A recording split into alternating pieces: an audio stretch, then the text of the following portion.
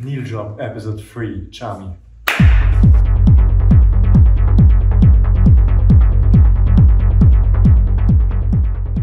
Hey Chami, so good to have you here. Thank you for having me. It's a pleasure. So tell us, why are you here? What's the tattoo today? So today I decided to come thanks to your invitation, and for a long time I had back in my head that I wanted to do a tattoo because I had no tattoo, and I knew already what I wanted, but I never had like the push to do it. And after meeting you and talking about this project, I was like, that's the perfect moment to finally do it. I'm super happy to hear that. So tell us, who are you? Like, you've been living for a pretty long time in Berlin, so many things happened.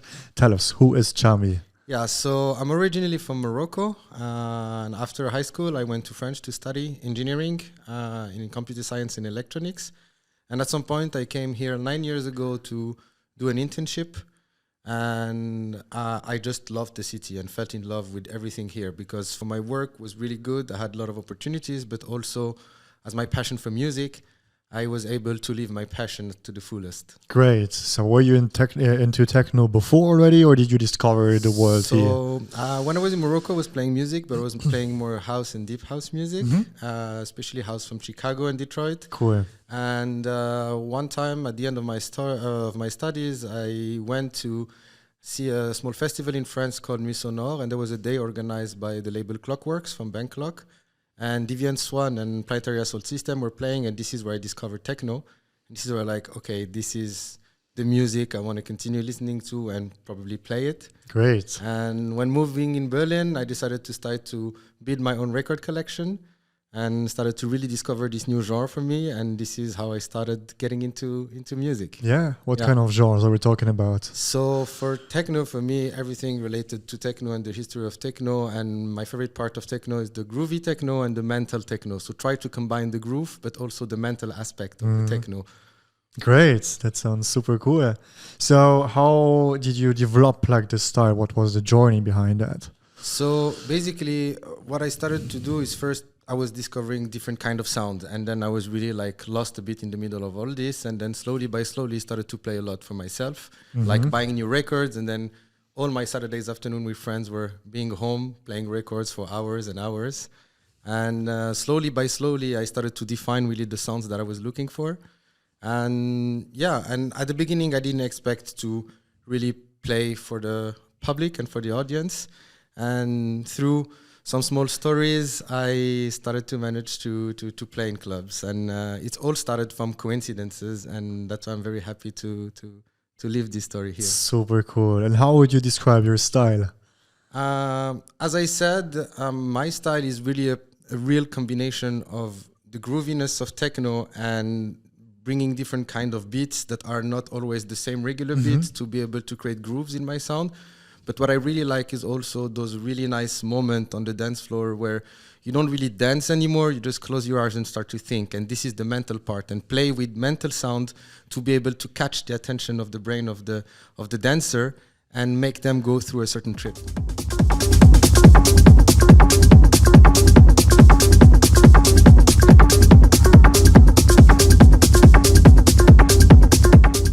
Cool. Wow. And how did the journey start in Berlin? Like you said, you started to play around, but you've settled in Morocco. So I was playing mostly for myself, and I started to develop quite a good technique on vinyl. And I had a lot of friends who were already like in the music scene, who were like pushing me to play in front of people. And at the time, like 9 years ago when I was here, there was this club called Humboldt, and on Tuesdays you had small events where people were playing tennis table, and you could come, write your name on a list, and then play a slot of 30 minutes. And the first time I came, I was super scared. So I asked my friend, can we play together back to back? And it was with the OPH, the guy who I play my main project with at the moment. And then he said, yeah, sure, let's play back to back. And then we played for an hour. So we booked 2 slots.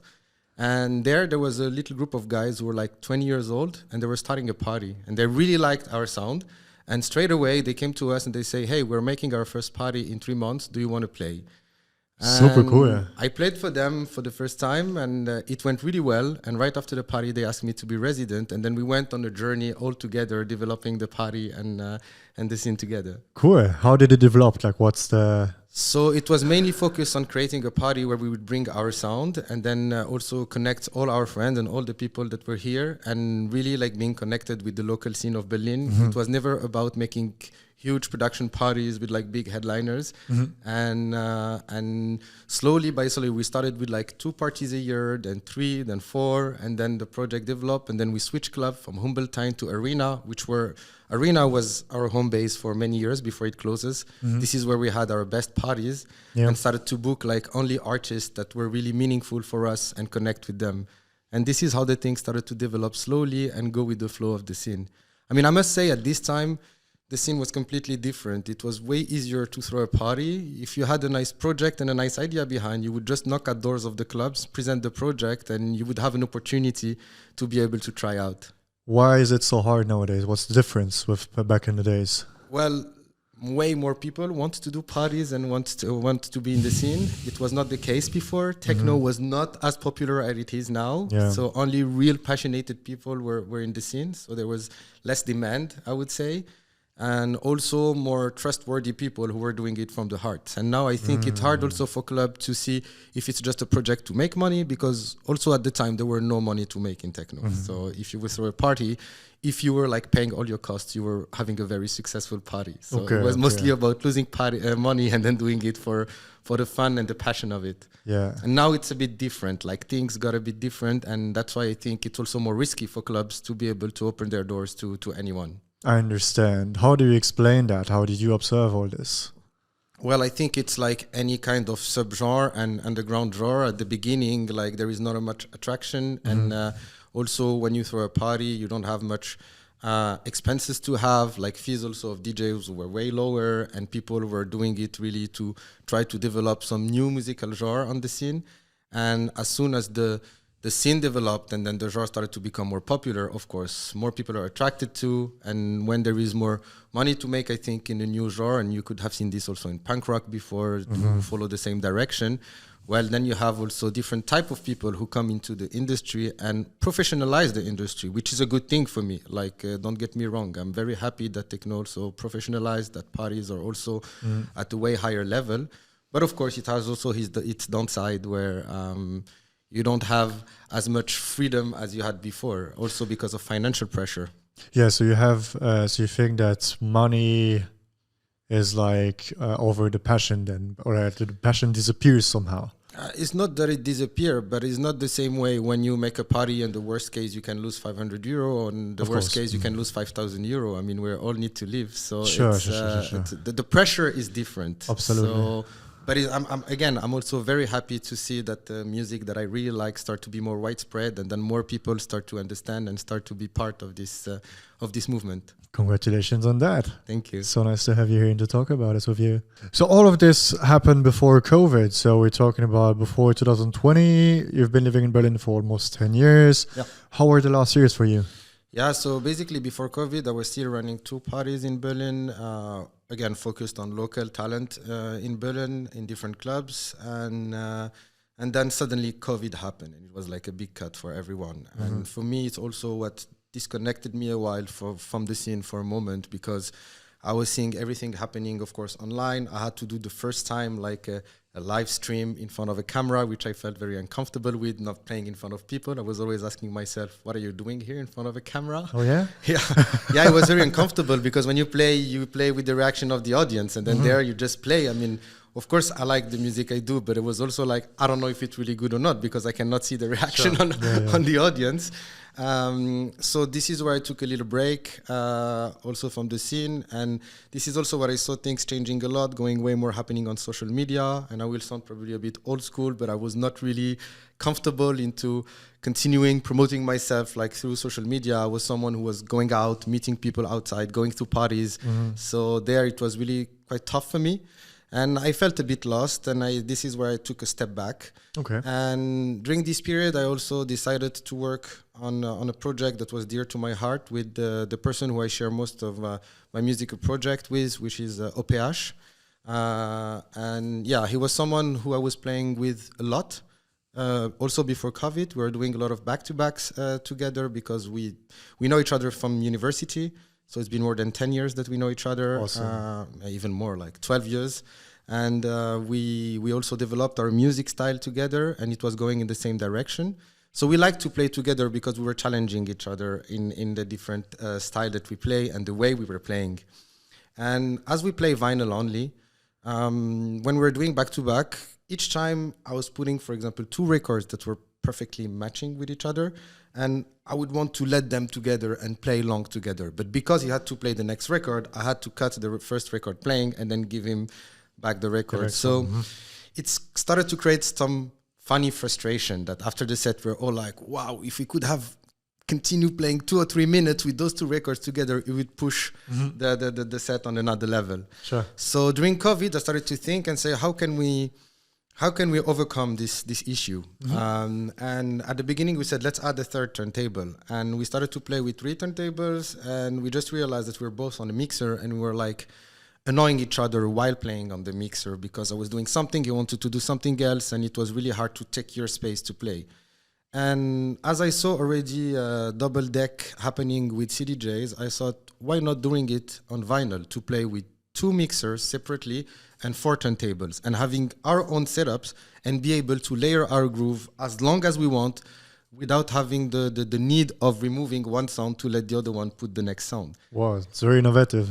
Yeah, I mean, probably it was not really innovative, I would say. It was more taking what's already existing and trying to use it to solve a problem, a technical problem we had. And the idea of playing face-to-face, which is our project now, where we play this setup but facing each other, came from the fact that we wanted to have a kind of communication but without talking. So being able to see what the other one is doing and to feel what the other one is doing and having it in front of you. So that's why we decided to do this setup but playing only facing each other and having the 2 setups facing each other. And this is how it started. So during COVID, we had more time to experience with it. We did it for some live stream. The first time was for a really nice party dear to my heart called Interzone. And this is where we realized, wow, this thing has a lot of potential.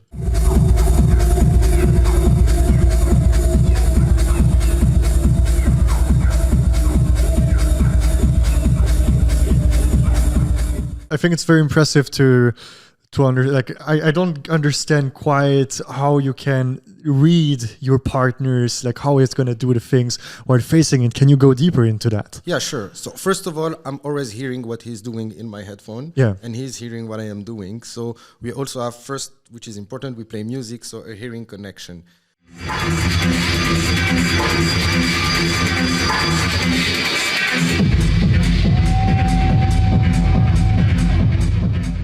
But also looking, I know him perfectly. So looking at his attitude, I know when he wants to take the lead, for example. So I will give him, for example, the bass, and then he could take the lead on the bass and on the rhythmics. Or if you see, if I really want to take the lead. And this, we don't need to talk anymore, because this project is not just about bringing 2 people who are like technically good. This project is really about something that has built for many years playing with each other. So it's not something that we could have started if we knew each other only since 2 years. And knowing all of this, knowing all our personalities, makes it really easy to read each other while looking at each other. It's very hard to explain to people because it's not the perfect science. It's not something I can say when I look at him, he does like that, so it means that. So this is not how it goes. It's a lot about trust and feeling, and a lot about trust. Like this project is built around trust. We never block one or the other one of doing something. We trust completely what the other one wants to do, even if it goes in a direction that I was not imagining on the moment. We trust each other and try to understand why is it going there, and as I know him, why is he doing what he's doing now, and then try to react on it. Amazing. Hey, what a bond. Yeah. What's the trick to have that? Like, you gotta learn the person perfectly. Yeah. And like, wow, okay. And be very close friend as well. And we had some up moments, down moments. Now we know each other perfectly. We call ourselves like a couple. Like we have really like a relationship of a couple where we know each other perfectly. We know when the other one is a bit more pissed, so we don't trigger it or go on it. We know when the other one needs more calmness. So it's really about understanding each other. Amazing. Do you know already other people that are doing this? Maybe you can, or you had exchanges with, or yes. did you? Okay. Yeah, there is another project in Berlin called Samba Massacre with DJ Slin and Borvak who are doing it also. They do it differently. They layer hard grooves, and it's another. Also, what I like is that visually it looks the same, but the intention also is different, and we need that. We need more people also to take this project on and then to start playing that way, because I think it opens a lot of possibilities, and we're not using all the possibilities of this setup. And some other people will use another aspect of it. So I'm very happy to see other people also playing in that way. That's cool. What would be like the best tip or like a few tips that you could give to some young artists that would try or like love to try or to do this as well? I mean, the first one, do it with someone that you know and that you trust a lot. That's really the first advice I would give. Like before thinking about music or before thinking about technique, really someone that you really feel and trust in the way of playing, and practice a lot. Yep. It requires, I mean, a lot of hours of practice and playing with each other to really completely sync with the way of playing and the way of envisioning the project. And also, the more you play this project, the more it evolves, and you start to do stuff that you were not doing at the beginning. If we look at the first video we recorded during COVID and what we are doing now, like it evolved completely in a very good direction, and that's why we enjoy doing it and continue pushing the boundaries of this project. Amazing. How often do you guys meet and train or like play? Now that we have also more gigs playing this project, we meet quite often. Okay. Each time we have a new gig, it's like at least few weeks where we meet like three, 4 times a week and play long sessions. Yeah. And just play. Sometimes sit and talk about things after that. But on the moment, we did just play to be able to really get, again, in the groove. And especially when we play alone for a certain period, we need also to come back together before playing this show to get in sync again, because we all evolve in our way. And then we need, again, to align our new way of seeing our way of playing and to see the music. So by having your own path on both sides, you're bringing your common project even exactly. further. Hey, that's beautiful. And sorry, one thing that is also really nice is that sometimes I start to experience new things on my own. And then my goal is trying to bring them also, for example, the same for him, and to bring them into the project and to find the best way to share it with the other one and to make him understand why we're doing, or I want to do this, for example, differently now. And I really like to do it with him again, because it's so easy at the end. It's like he understands me from the first sentence. He's like, okay, I understand why you want to do this, and let's do it. So do you share like your sets and everything that you're doing on your own, like in between your meetings, let's call them like that? Yeah, I think especially in Berlin, we go to every of our gigs also separately to listen to the other one. I think he's my first supporter and I'm his first supporter. Like it's really like we listen to each other, we do proper feedbacking at the end to talk about every aspect. I mean, we're really pushing also each other on our own personal path.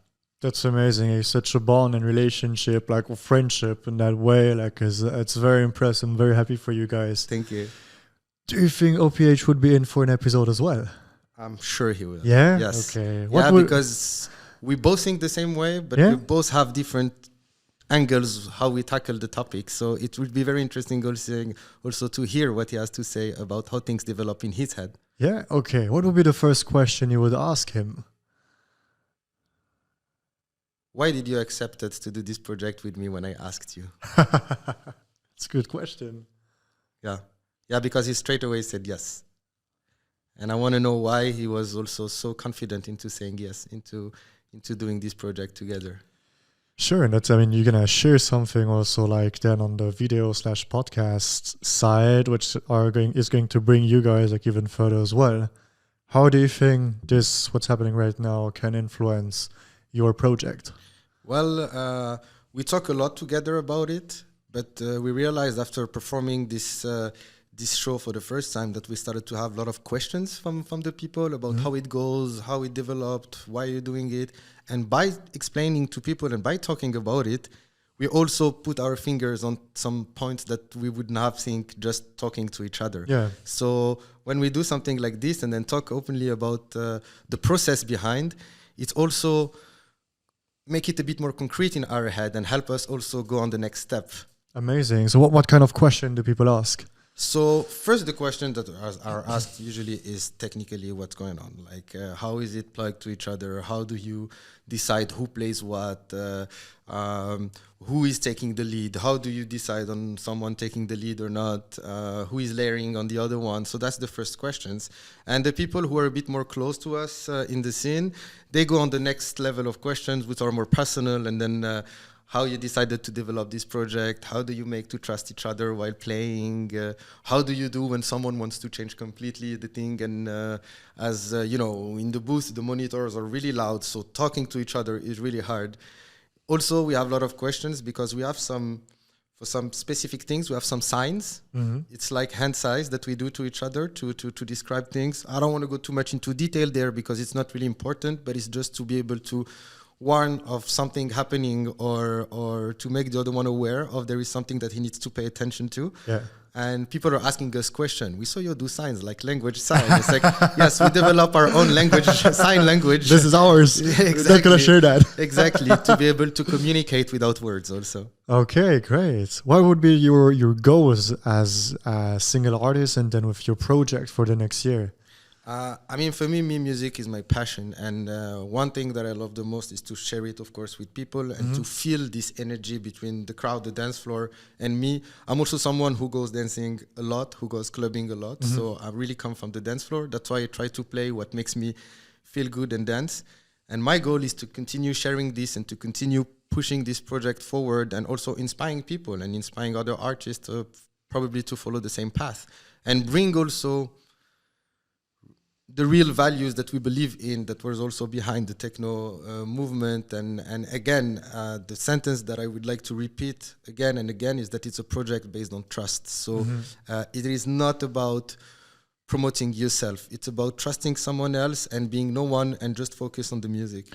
Do you think the scene is getting more egoistic in some way? Like the people from the scene, DJs, artists, how do you see that? I mean, honestly, when you're doing something like presenting something that is very personal to you, to a big audience, you need a certain ego to do that. You need a certain charisma to do that. So that's for sure. It's part of it and it's part of the game.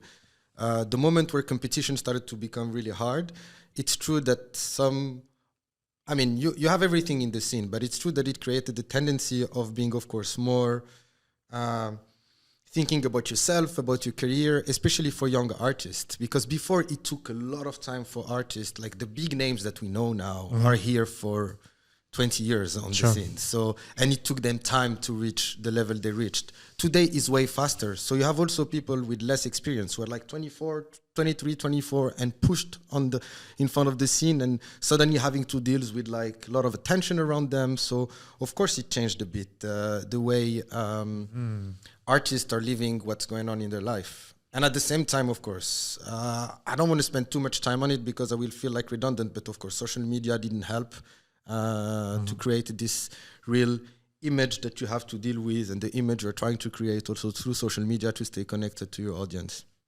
So you would more, I mean, this was pretty clear as you said it, like, but you focus more on what you can do than on how you show it.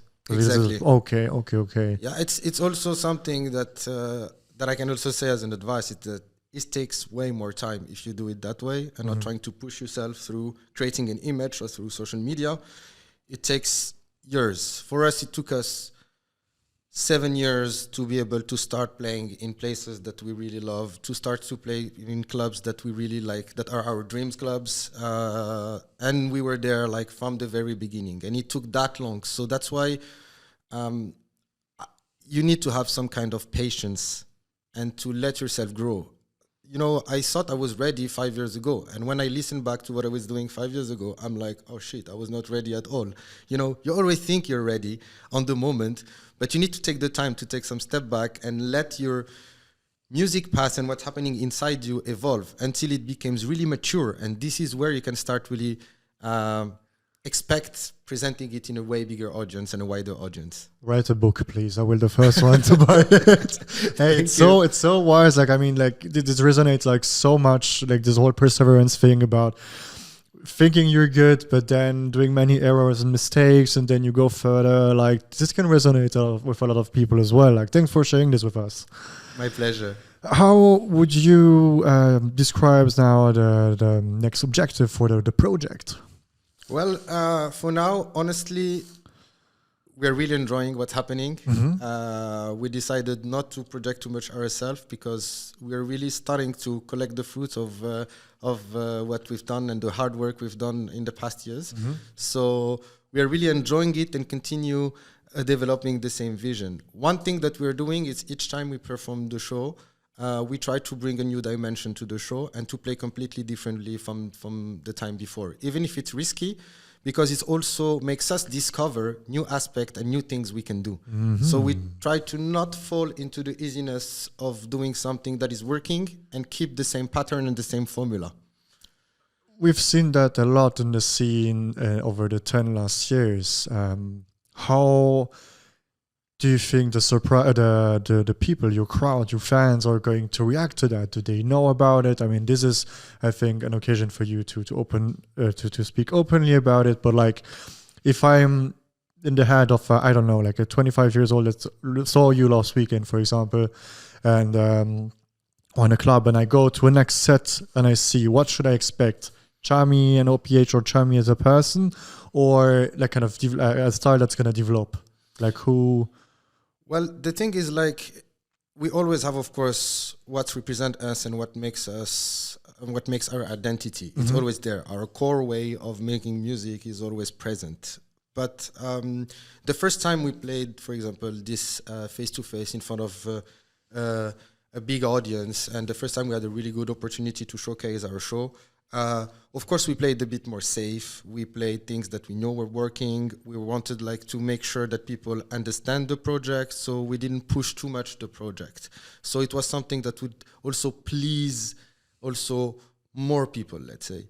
The second time, when we had the opportunity to play it another time, this is where we decided, hey, we can do the same and people will like it, or let's push it and do something that this time is going to create more emotions and opinions. Like, some people would say, yes, we really like it, and it was even better than the first one. And some people, we said, this time it was good, but we didn't like it as much as the first one. And this is what we tried to do the second time, and this is exactly what we had as a feedback also. I mean, more people liked it also, in a sense. I mean, people who really liked it even more. They all told us was better, but some people said, this time was not really our thing. And this is more what we want to do, look, try also to play things to also, I don't want to sound pretentious, but to also educate a bit musically the people, which was more the case also before.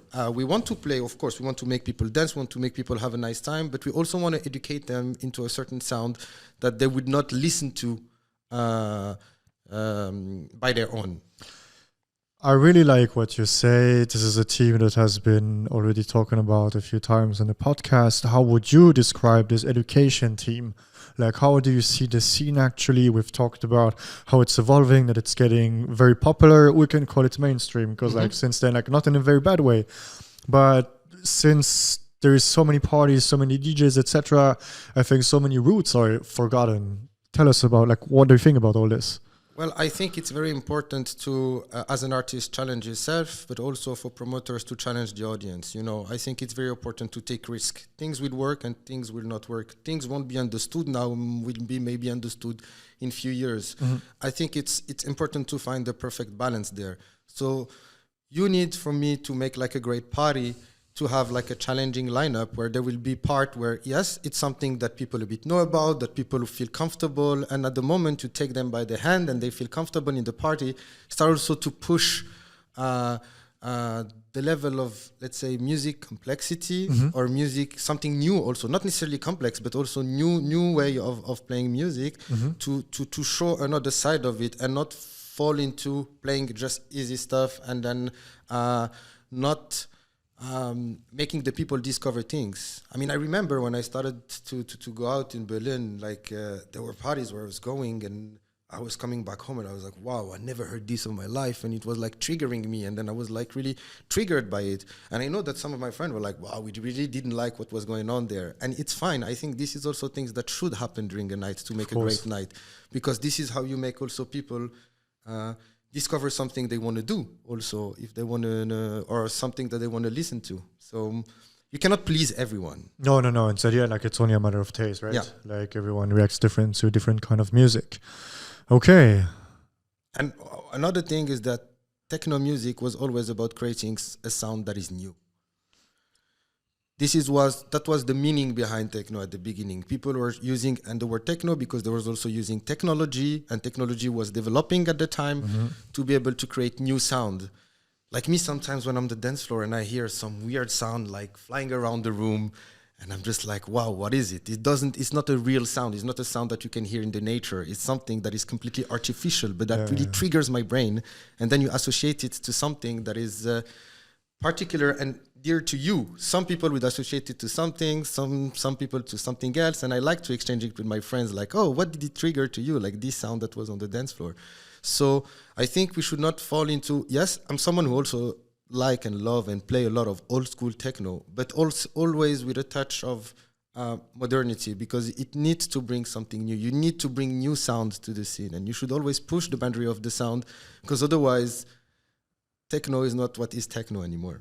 Amen. Wow, hey, this is very impressive. Like you did your homework, definitely. Like solid. Thank you for sharing all this. My pleasure, really. Really very happy to share my point of view and have the opportunity to be able to share it. Really looking forward to see also what OPH has to develop on that, like to compare maybe, like to see the face-to-face even online on the podcast. That would be interesting. Yes. Maybe. Okay. Yes, definitely. What's next? Next, we have quite busy next months already planned. Showcasing a bit around also Europe, our show. We also have a lot of gigs separately, so it's a quite intense year. And we decided to do this until the summer, end of the summer, and then sit down and take time to rethink and to continue seeing how we can push also this project further. Cool, awesome. And personally, next to music, who are you? Personally, so I'm someone whose music is the passion, so it's not the main job. So I'm not doing this fully. I never play more than 3-4 times a month is really the maximum, like once a weekend. And it's rare. Usually it's more between 2 and 3 times a month. Because during the week, I'm a software engineer and software engineering manager. So I used to develop software, and now I'm managing people who develop software. And this is also why one of the reasons why I play vinyl only, because first I like to collect vinyls, but also because working in front of laptops and computers the whole day, I wanted to do something in music that has no visual aspect at all, that it was only purely connected to my ears, because I was just tired of having any visual thing. So I tried to play with the CDJ, and I respect also people who plays with CDJ and what they do with it, because it's a complete different way of playing. But yeah, for me, it was really having a clear separation of what my job is and what my music passion and my music career is. And that's why for me, being from a world that is completely digital to a world that is completely analog was also a perfect way to create those two sides of me. Beautiful. Like it's a real art. Like I see the stars and all the passion like in your eyes. Like it's beautiful to hear all that. Now we've talked about all the music, the profession, the music, like everything around it. But what wanted to be a Charmy with 8 years old as an adult? Super funny. Like I'm a huge fan of astronomy, and I was also a bit of a nerd, like in computers when I was young. So my dream was to be a software engineer for NASA when I was a kid. That was my dream. I always said to my father, if one day there is a possibility to have a commercial flight in space, please let's sell everything we have and go there to be able to go. Wow. Like this is really my dream to be able to go there. So that was my dream when I was a kid. I really want to work with computers, but also work with astronomy. Would you do it now to go to space? Yes. Maybe not without completely selling all your vinyls and all this stuff. Yeah, I would still do it. This is still a dream. Yeah, this is still a dream to be able to go one day. I hope it will be possible. in a nice way, but this is still a dream. So guys, we need contact at the NASA. So if you have someone, if you know anyone who would like to send the Chami rocket. Yeah. Let's see. Okay. And what does make a good party to your eyes? I think many aspects. For me, like, first of all, music. That's the first central part of the party. It needs to be good music, like we talked about, the balance between things that we want to listen, new things that challenge you also listening wise. And for me, also the lineup needs to be eclectic, but at the same time there needs to be a sense behind, like in the evolution of the sound. Because I'm someone who really likes very long parties. I think you create things in very long parties that you cannot create in a short time party, and things need to make sense and fall into pieces when they're happening. So that's, for me, the first aspect of it. The second aspect is, of course, the people that comes to the party. This is the second big things. You need to have like people who comes to enjoy the sound and dance and share good values with each other. And you can create this when you have, I think, good crew behind the party that do this with a certain love and with a certain meaning. And the fourth aspect of it, when I'm talking about the crew, is all the people working for the party. I think everyone plays a very important role in a party, from the bartender till the runner, till the people at the door, till every job is very important, brings a vibe and brings an energy. If you have like bartenders that are unhappy to work in the club that they're working is, and then you're throwing a party, they create already a bad vibe on the people are gonna feel it as well, of course, and people feel it, and then they react to it. So I think the goal of people who makes party is to try to use all the parameters that are controllable to be able to create the perfect atmosphere to put out the best out of the people who comes to enjoy the party. This is going to inspire a lot of people. Wow. And I think it takes time also when you start a new party to bring it to the level you want. It's not because you put a lot of money on it or you book the best DJ, then you're sure to have a good party. I think it takes really time to develop something again and to create, to follow the meaning you have behind your wish of creating a party.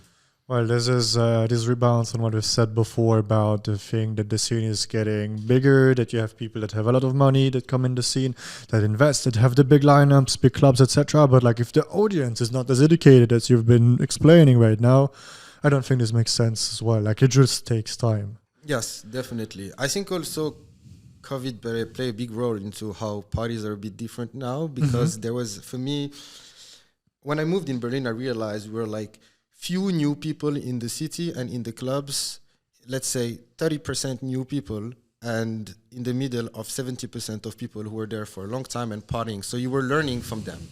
When COVID happened, I think it created a generation gap between the new generation. Some people were 16, 17 years old before COVID, and after COVID were 20 years old, and then they were like in the age of partying. And some people also decided to stop going out. So it created kind of a moment where more new people were out, and there was less of this knowledge transfer about the way of partying. Of course, I'm talking about Berlin, which is a very specific way of partying.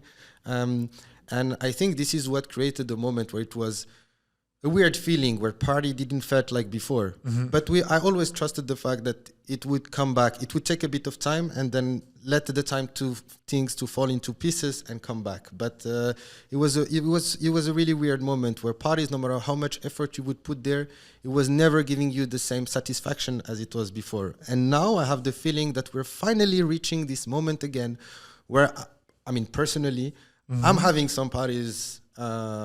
I'm talking from the audience perspective and from a dancer perspective, where I really enjoy what's going on. And I'm very happy that it didn't die because of COVID and all the struggles that all the club and the promoters had during the COVID, that it didn't die and it continued developing itself. Yeah, I think it's very interesting to see that even after like Corona, or like even if it's still there, like the scene like exploded literally. Like it's bigger than ever. And you've just talked about how you saw it as a person from the audience. How was it as a DJ? For me, it was the most depressing time of my life, because playing music was really something that create my balance and be able to work really hard, the work that I do during the week, and playing music is my way for escaping. But because the scene changed so drastically during COVID, like, you know, even all around Europe, like even promoters were new, club owners were new, a lot of things changed. And I felt a bit lost there, and I didn't find my space. It took me some months after things reopened to play again, because I was really not understanding where I belong to, where I want to positionate myself in everything what's going on. I'm also someone who likes more stable energies, and it was too hectic for me what was going on at this time. And this excitement was a bit too much for me. So as a DJ was a bit hard, and I was a bit depressed at this moment. To be understand. Yeah. And how was it? Sorry, please. Yeah, no, please. How was it then during COVID? Oh, during COVID, I think like a lot of people was the first part with a lot of questions, asking to yourself and trying to understand what's going on. And when things started to stabilize, it was really like big question. Will things ever be like it was before? Are we going to lose some freedom that we have because of COVID? Is it going to be, you know, all this, even when we reopened for a certain period with like either buying ticket in advance, which I've never seen in Berlin before, or having to tag one first document, showing another document. It was like you prepare, like, it's like when you're traveling that you were going to the club. You could never be spontaneous anymore. And this spontaneity also is something really important, and it got destroyed during COVID. I mean, good thing is that we could still party, and I know it was the only way. I'm not, again, saying we could have done it differently, but I think I was scared that it stayed that way also after, and I'm very happy that this disappeared completely. How long did it take for you to come back? I would say that it took like a year, yeah, let's say. Now we feel, now I start to feel since few months, 1 or 2 months, that things are, I mean, it was gradual, you know, it was already coming back. I could see already signs that things were going in the right direction. But now I start to feel that, yes, after also I think clubs and promoters tried out different things because the scene changed. So it was more a trial year, let's say, last year. It was really about, okay, let's try out everything and then see what's working, what's not, what makes sense, what doesn't make sense. So I think it's also nice from people to be patient also with the actors of the scene, and then to wait that they also find the time to redefine exactly what are their clear strategy and their clear vision on the scene. And now I think we start to see the result of it, where people are taking way more strong statement into what they want to promote and what they want to do. So I like it. Again, I think now I prefer to be very optimistic, and I see a lot of big signs that things are going in a better direction. Great. We've talked about the whole, like the long parties and the short ones. Unfortunately, like not every city is allowed like to do like in Berlin, like, or to have like in Berlin like very, very long parties. How was it in Morocco? Honestly, I don't really know what is the scene in Morocco, especially in the electronic music scene. I was never really part of it there. It was really completely different when I started there. I was young. I spent only 1.5 years in Morocco when I started, and it was really, really different. There was no real scene. Like, you would play wherever you would play, and there were no party like I envisioned the way of partying and like it is here. So I don't really know what's going on there. But after traveling around Europe and being to countries where there is way more restriction with the time, with the freedom that you have also in a party, with the mentality of people, yes, of course, it's never like reaching the level that I love. Although one time I've been to another country, which is Georgia, in Tbilisi, and there I was really impressed. I think it was the closest spirit. It's completely different there. People are not the same. It's not the same way of partying, but it was the closest in terms of spirit of Berlin. Like, I felt in love with this place, really. Yeah, it's an amazing place. They do party for the right reasons.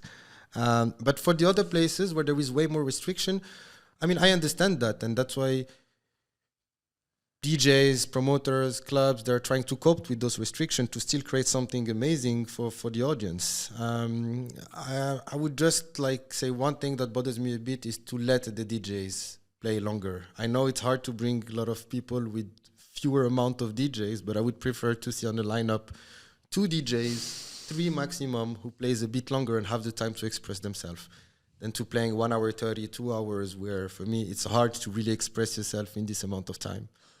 What do you think makes promoter behave like this? Well, I mean, first of all, if you have the pressure, let's not forget that we live in a city where techno is something really important. You have a lot of cities around Europe where the scene is way smaller. So the people, and if you have 2 clubs or 3, there is a huge competition into bringing the people to the club. So to bring a wider audience, I think it's very natural to think if I want to bring a wider audience, then I will bring 3 or 4 DJs and 4 DJs with 4 different styles, so 4 different audience, and then I maximize the chance of bringing more people into the club. So I understand the idea behind, but that's the difference of people who want to make something that works short term, or some people who are doing a party and they have a way longer term vision where they just want to follow a certain direction and follow that. I mean, you need everything to make it work. You cannot have only people who does it only for the music, or probably everybody would go bankrupt and we won't have a scene anymore. But I think it's very interesting and important to see like the booking as a portfolio kind of, and like not to book like too many DJs, because of course you got to book the locals, make people come. But like at the end, like if you want to have an identity as a crew, as a promoter, as a club, it's very important like to have a kind of, doesn't need to be every time the same kind of DJs, but like to have the kind of red line where you just follow a kind of guided path where you can go, and just as you said, like that the DJ can just like express himself by playing longer. Exactly. How long is long enough for you? You would say all night long, of course. But I think the minimum, like from 3 hours, you can start doing something. It's 3 hours for me is the minimum, where to be able to start to say something meaningful. In my way of playing also, and in my vision, probably there are other way of playing or other style where shorter sets are also nice. But for me, 3 hours, 4 hours for me, it's one of the perfect length format. You have enough time to also say more than one thing, but 3 hours would be the minimum. And also, you know, to finish also on the other clubs and the other scenes, I think what is also very important for me for local clubs is to have and to create strong residents. And this is also something that not a lot of clubs are doing like around Europe. And this is something that I've seen again, for example, in Georgia, where in all the clubs I've seen, they had really strong residents that are a level of headliners and that are really providing like crazy quality music. And I think this is also what would bring more people in the club without having the need of booking also more big headliners, because you trust the resident of your club. yeah, but you said before, like the thing is like since techno became mainstream, like since you have all these parties, how do you educate the crowd to make them realize, okay, these headliners, like these residents are as strong as headliners? What are the criteria for that? I wish I had the solution to this problem, but I think making them, of course, play in different time slot, interesting time slots, so they can express themselves, promoting them enough as you would promote a big headliner coming that you spent a lot of money on. I think this is like 2 easy things to do. And of course, like the more you're connected to the crowd of the people that comes, as I said, if you have a whole crew of a club from the bouncer till the bartenders, on every aspect that are connected with the audience, that share with them what's going on, they're also able to share the vision of the club. And if the vision of the club is to make understand that they have also strong residents who are able also to provide the same quality music as a big headliner, I think it's also helped the way to educate the audience. I mean, how many times I'm in a club and I just want to talk to someone, I go to the bar and talk to the bartender, and most of the time we talk music. And I like to go in clubs where the bartender are talking music to me and not bullshit or anything, or the weather or something like this. I think it's also part of what a club or a promoter should do. Write a book. Thank you. Hey, this is pure gold. Thanks for all the value. It's I think that this is gonna bring like a lot of people, like open the eyes of a lot of people in the scene, and like to bring them back to the passion that should be like in every person that's organizing, playing, or attending to events like we do. Yes. DJs and producers. Who are you? What do you do? Yeah, this is also a question that many people ask me usually, is that, are you producing? What are you producing? I tried during COVID to get into production because I love music, and same as the past as DJing, which went full analog, did the same for production. So I started to buy synthesizers, old ones, new ones. And after being fully focused on it for 2 years, I realized that I was not a producer. I still love to jam with friends and I have like good ideas, but I'm not a producer. I could never reach, even after a lot of hours of work, to reach the level of things that I like to play. And that's why I realized also I'm a DJ. And there is a huge difference between being a DJ and a producer. You have people who are very good at it, and they're good producers and good DJs. But for me, you have also very good DJs who are shitty producers, my case. And you have also very good producers who are shitty DJs, who I love their music, but when they play, it creates no feeling in me and doesn't touch me at all. But the way also the scene developed was that before, when you were a producer, you would create a track that works, and when it was record only, you would sell, the label would say 3,000 copies of the record, and the producer would make money out of it. Today, labels barely just pay the expenses they have when they release a new release. I'm not talking about the biggest label who managed to make money, but if you talk about general, so producers don't really make money out of producing techno. So the only way for them to make music is to have gigs and to play gigs. So that's why they push themselves also to play more gigs. Also, making a tracks makes you also more known easily than being just a DJ. So promoters will book a very good producer who have tracks that are like quite famous, who works, where people want to listen to.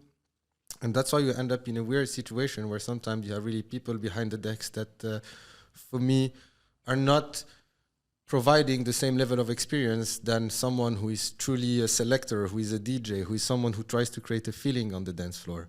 And that's why I think it was and it's still very important to find ways to redistribute a bit the money among producers and not just for DJs who perform and have gigs.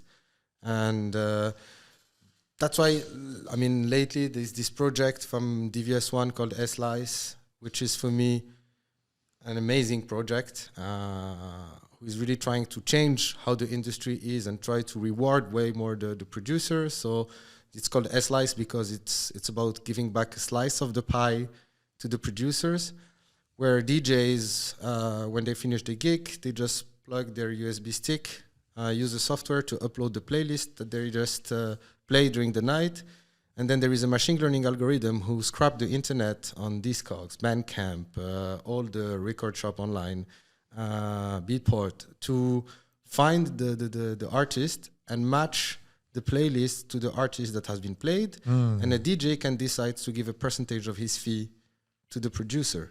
And then like these DJs, who usually today plays only promo or tracks that people send for free, so people are not even buying digital anymore, find a way to say thank you to those producers, because without those producers, we won't have music anymore to play. Absolutely. And it will be stupid for us to try to play records. So I think it's a very nice initiative to be able to give back to the producer the reward they should be getting, and comfort them in a way that they should maybe continue focusing on producing and not necessarily trying to chase gigs to be able to live and to pay their life.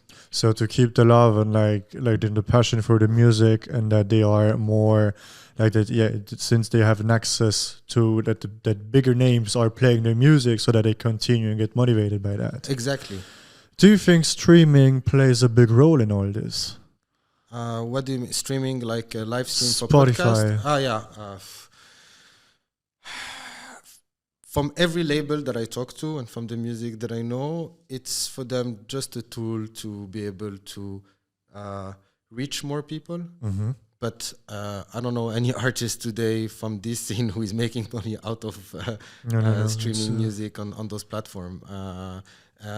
They make way more by selling one copy of one album to one person than all the streams that they're making on those platforms. So no, I think it it's part of the game. It's there. So it's important that if you want to promote a bit more your music, you should use those platforms. Some labels are good enough and old enough to be able to release sometimes vinyl only or just vinyl and digital, but no streaming, only sell on Bandcamp and not using any distribution, for example, but is not possible for everyone. So I understand why people are putting more music there, but for sure, this is not something that rewards producers at all. It's again just a way of, it's a marketing tool for me more than a tool to make business for the producer. Where do you dig your music? When I had time back in the days, I used to go more into record shop, and there were more quality record shops also with a better selection. Today, I dig my music online, so Discogs and few online record shops that have a certain selection that makes it also easy for me when it's pre-selected. But yeah, I dig mostly online. Of course, now that I'm playing more, I have also a lot of friends that have a very good label that I love. So they, of course, send me things before they're out just to have an opinion. So I know also what's coming up. So it's also a nice way to follow. I also follow a lot of labels on social media. I think this is a good thing of social media, is being able to follow artists and label that you like, to be able to hear what they have to propose and to help you knowing that something new is coming up and make an idea out of it. But I don't have time anymore to go to record shop. And usually when I go there, I take a pile of records, let's say 100 records, I listen, and there is so much shit, also music. I mean, when I say shit music, don't get me wrong, music I don't like. Yeah. That when I find something that is okay-ish, I buy it. And I think it's amazing. And then when I go back home and I listen to it, I'm like, fuck, why? Why did I buy this? I will never play it. It's just going to the pile that I will never play. So yeah, no. The thing that I do still going to physical record shop is when I go to a new city. It's also nice for me to go to meet the people who are still in the vinyl business. And then I go to record shop to dig what they have, what kind of music they're promoting, and what is the vibe there. So it's more something like a cultural tour that I do, or like going to a museum, but going to a museum focused on music. For me, going to a record shop, then properly going to buy like records that I would definitely play on a gig. Impressive. So you use social media also like to connect with a lot of people and artists. Are you active on there? I'm posting when I'm going to play and when I had a good time. I don't post all of my gigs. I try just to use it as an information platform, but I don't use daily stories, or I don't try to connect on a more personal level with my audience. It's something I'm not good at and I don't know how to do. Okay. So for me, it's really about I'm playing there or posting a message about party where I played that really created something inside me, and that's more sharing those kind of moments. But that's it. Again, I use it the same way as a label would just say, new records coming up, come to listen to it. That's why I really liked before when there was no algorithm, that you would see everything that was posted, because I could really follow the artist and the label I wanted. Now I have to also clear sometimes my social media to give more chance to the real content I want to see and I want to follow, because otherwise I get polluted with things that nice or not is not the topic, but this is not what I want and why I would use social media for. They get shown because you clicked on that. I don't know what you're clicking on, my friend. True. All right. And how do you connect then? Like, as you've been talking about knowing as many people, being friends with DJs, etc. How is it nowadays to connect with promoters, other DJs, other artists, producers, your networking? Let's talk about this. Yes. Again, as I've been part of the scene also as a consumer, like someone who comes to consume music, who consumes party, it feels pretty natural to me. So sometimes it's just a matter of luck. As I say, I like to go out a lot. So when I'm out, I meet people, we talk, we start to talk the same way we're talking today. We exchange our opinion about the scene. Sometimes they know me, they know what I do. Sometimes they don't know me. And we talk about our project, musical project. And it's like when you meet new people and you become friends with. I won't say that I became friends with them, but sometimes you have a little click. and then you know that you want to share more than just one conversation, and then you start to exchange about music. I also have a lot of people who now likes my way of playing, for example, from the scene, and then when we meet, they're like, oh, I would like to share with you some music, have feedback. I love to give feedback to producers, even when they are not going to release on vinyl. They're like, can we send you our promo? It's like, hey, I play only vinyl, so I won't play your music until it's out on record. And even if it's not out, they're like, yeah, but we would like to have your opinion. And then I just give honest feedback about what I think about the music. And the other way around, I like to receive feedbacks from other DJs and people from the scenes about what I do, positive and negative. This is what makes you grow. So it's all natural. There is no ways of networking, or you have to go with a business goal or oriented. And most of the time, people that you do project with are people that you meet and meet again and meet again and meet again. And one day, naturally, there is a kind of an idea, and they think about you, or you think about them, and then you call them, more with the project perspective. But it's not like, okay, I met this person, I know they're working there, and then send a message the day after and say, hey, I want to do something with you, because this feels a bit unnatural. But again, it's about networking is, like I said before, it's about patience and creating really meaningful experience. And for that, you just need to share yourself and share what you think about the scene, even if you think they will not like it. And go to the right places. Exactly. As well. Yeah, it's interesting. Where do you go when you go out in Berlin? Yeah, I mean, the techno clubs in Berlin are my favorites everywhere. Like, of course, I go to Berghain a lot. I go to, I like to go sometimes to Suicide Circus, even if a lot of people don't like this club. I think sometimes they have really nice lineups. I like to go also to Riviera Südost when there is a nice lineup there. Trésor also, especially since they redid Globus, the floor upstairs is really cool. nice. It's really cool, and the sound is amazing. So also knowing now a lot of locals of Berlin is like, I usually goes when my friends also are playing, and then usually there are other DJs on the lineup, so I discover things. So again, it's very natural. I just follow the flow, but after all those years now, and I think in Berlin we're very lucky for this. Like, there are people who are really part of a scene and goes out and meet and exchange about the scene. Some other places, it's just a club, and then after, when the club is closed, the life of the scene is dead. There is nothing after. And in Berlin it's a luxury we have. We're very lucky to have this. I'm making comparison about where I'm from, like the deepest Alps of Switzerland. It's super interesting what you say, because I've seen like the scene evolving there. We were the first that organized techno parties there. Now we have like young crews that are organizing great events, and like everyone has a kind of path. How would be, in your opinion, like do you have tips for young people to connect outside? How would you bring them together outside of the clubs, especially when the events are, as we talked before, like very short? So at 5 or 6, the club had to shut down, like to close. That's a very nice questions, but that's also a very tough questions. Like, it's very hard, because here in Berlin, I used to call clubs, like in the old time, there has the main place of the village, like where everybody would meet from the village, like very good from comparison. the city, Sure. in the evening or one time a week, and this is where everything would happen, where people would really exchange there.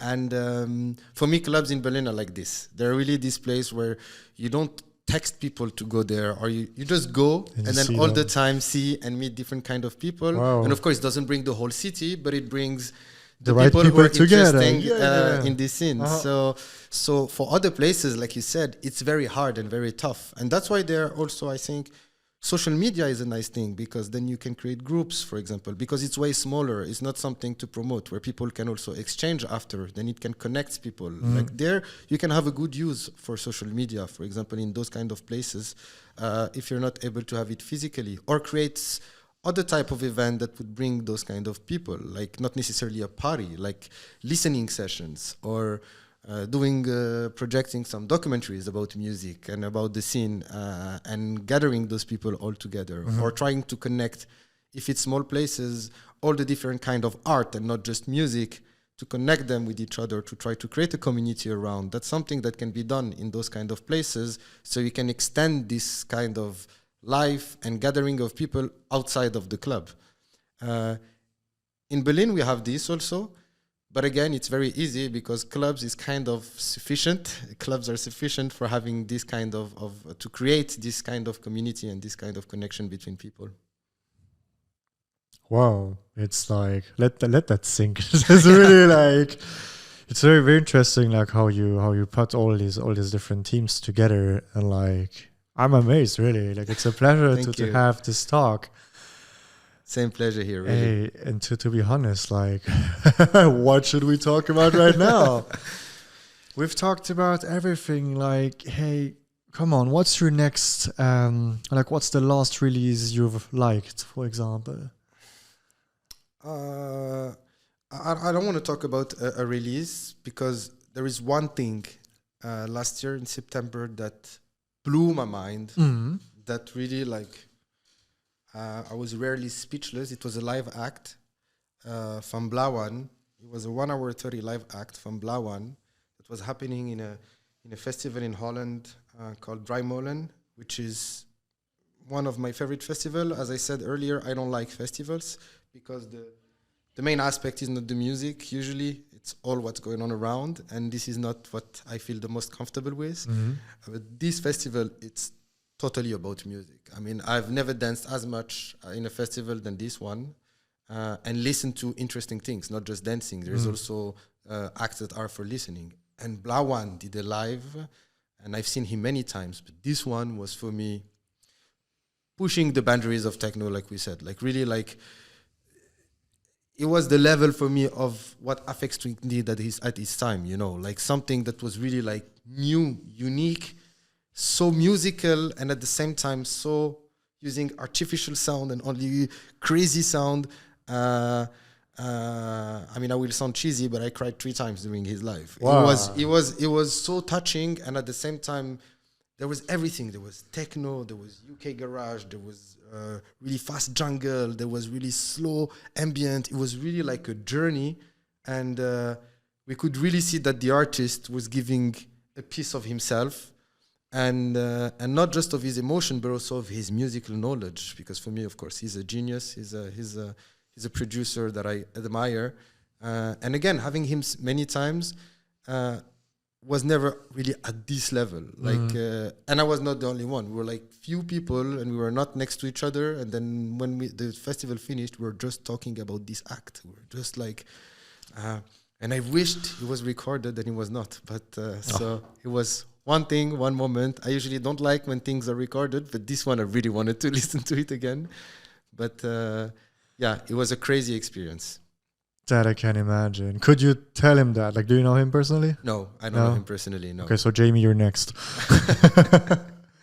Yeah. It's he's a fantastic artist, and really he's from the artist that I like, who created the sound. Who you can listen to any projection of him. It's never the same, but you can always tell that it's from him. And there's few of them that manage to reach this level. And I think we should, even if they became big, we should continue put some emphasis about this and give them as examples to the young generation of producer. Work on your sound, work on your way of talking to your audience through your music. Wise words, my friends. Wow. Yeah. And I've heard, that's why also I like sometimes social media, that he made a post last year, end of the year, that he didn't release much things because he was really focused on other stuff, but he has so much music material, and that this year he will be releasing a lot of things. LP, double vinyl. Please. You're going to be in the front line of hard wax. Exactly.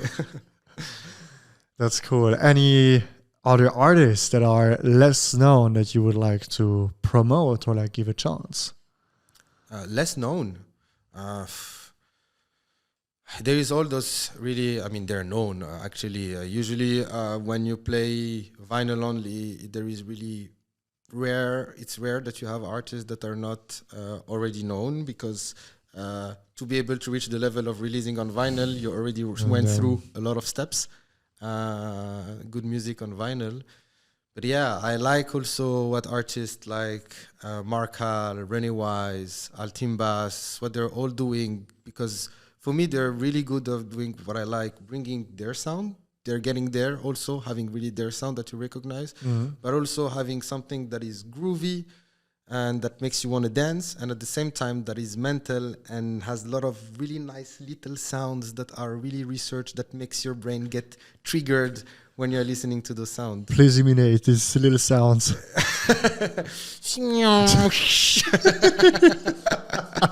Another one. That's hard. Yeah, it's super funny because when I'm with OPH talking about music, we sing the sounds that we want to talk about. Yeah. And then, but it's not really reproducing the sound. But he knows what I'm talking So you about. imitate it So in your like, language. yeah, the sound that is like, yeah, okay, that's it. That's this one. Okay, I got it. Yeah.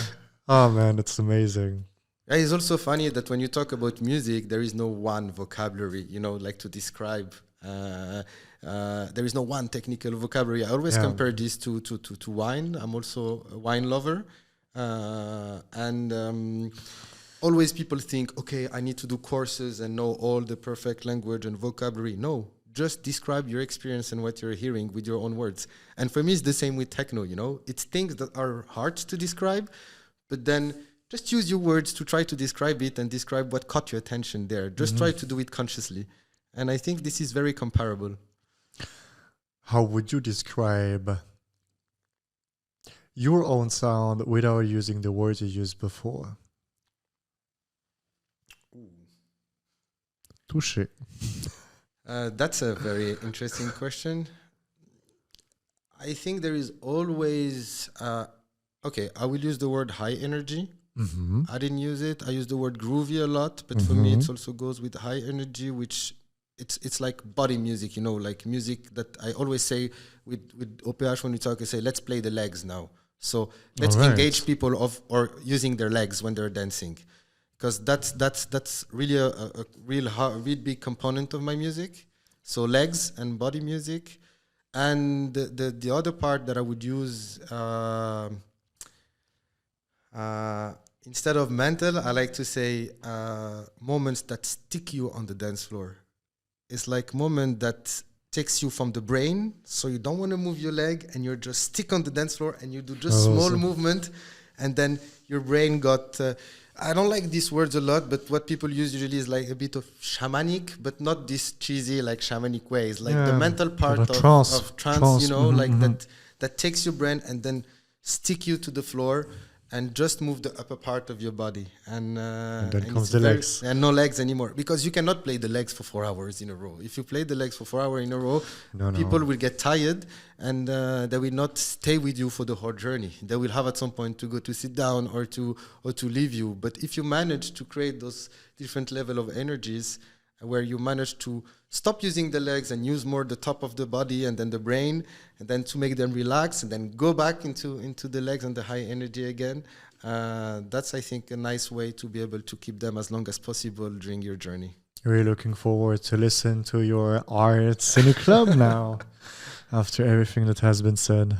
Chami, wow, what a discussion. Thanks a lot for your wise words and this very interesting talk.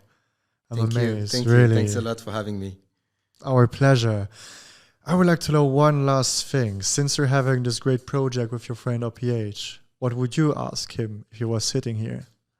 Yeah, I actually have an important question to ask him. So, first of all, what is really important to understand is that what makes you as an artist or as a person is the people you meet and the strong connection you create with people and what they bring to you. Me and OPH, we have really completely different personalities and way of approaching things. Like if I talk just about music together, if there is one thing that I know that I brought to him and that he brought to me when we were like developing ourselves together, I brought a lot of structure in what we were doing. And he brought a lot of music knowledge and also the taste of taking risk when playing music. Before, I never wanted to take any risks.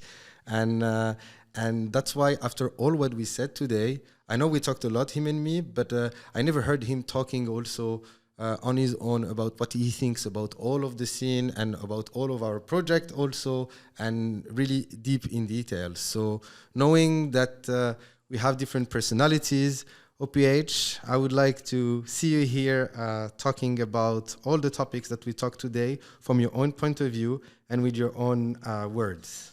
So just want to tell you, OPH, you're next there. Thank you, Need a Drop.